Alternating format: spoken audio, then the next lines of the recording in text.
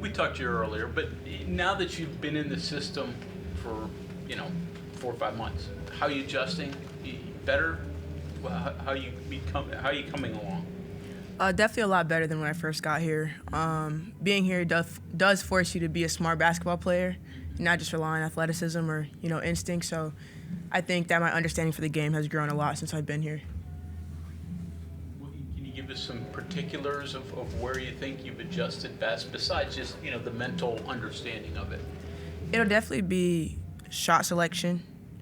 My shots are starting to make more sense to me. What's open, what we don't need, time and clock. And I think off the court too, I've grown a lot as a person, and they've made sure of that, so it helps me on the court as well. So it's been overall development. So when you come in and even going back to Italy, when I think you led the team in scoring there, and all throughout the summer and fall, were you worried at all? I'm coming into a new team, but they're going to expect more of me, to make an impact.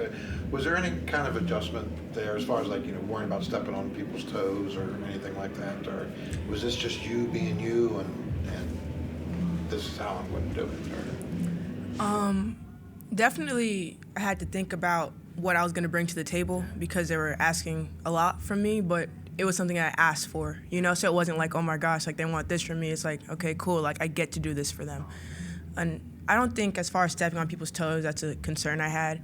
I think everybody here wants to win, and so there's no stepping on toes when you're doing everything to win. So. You say you grew as a person. Yes. In what areas and what caused that? I mean, what made a change in you?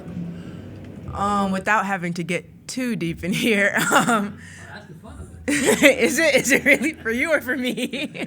For me. But managing emotions and just having the right reactions to certain things going on in life and just not letting certain parts of your life pour over. And with that being said, not suppressing certain parts of your life to where they become so much you can't manage. So. What opened your eyes? I think a lot of conversations with my coaches and just them understanding me and me understanding them. We have a leadership group with Kellogg. It's me, Kaya, Destiny, and Celia. And Celia, I'm sorry, I had a teammate at Auburn, Celia, but Cece. And we just talk a lot about looking internally and how you have to lead yourself in order to lead others. So it makes you do a whole lot of searching within in those short 30 minutes. So I think those has helped me a lot.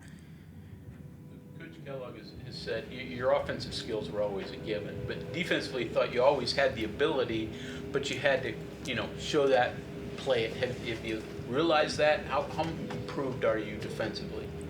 From the first time that I sat up here, I think I've come a long way. I think defense is becoming more fun for me, and I really want to learn more about how to be better instead of what do I have to do to make this end so we can get back on offense? Hurry up and shoot the ball.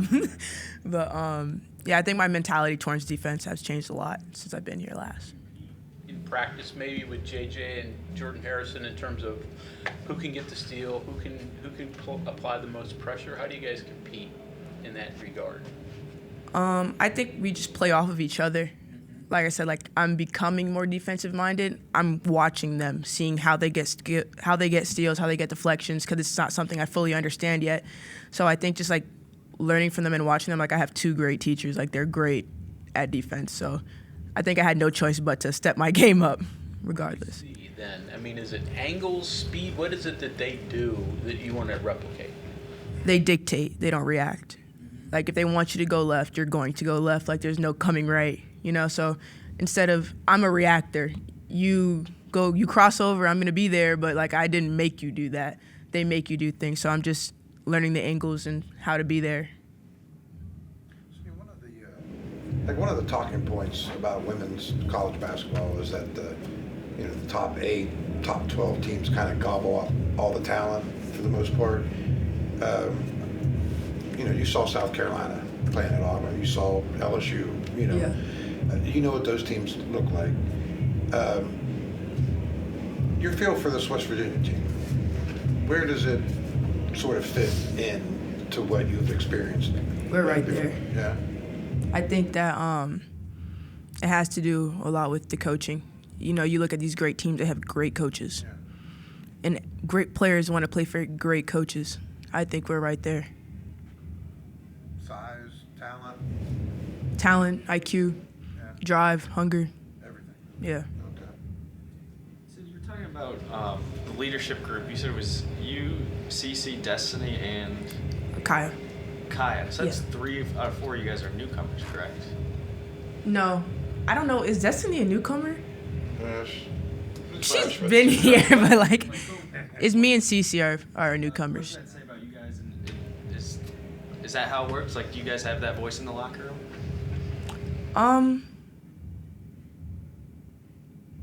It's a good question. I mean, we all have very different personalities. Some of us stronger than others. I think the leadership group is more so like us learning how to like, what's the word I'm looking for? You know this. Come on. I don't want to say distribute, but like allocate. No, 2 big words. Yeah, let's use those 2. Those sound right.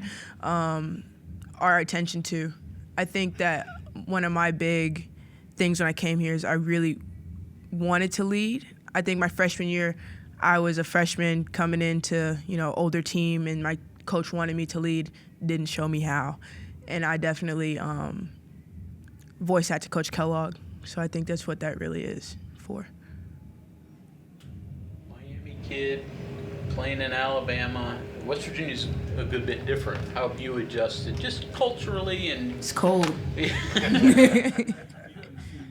Oh man, I was in my puffer coat like 2 days ago. It's a big difference. I've never been this far north. Like, the people are different, food's different.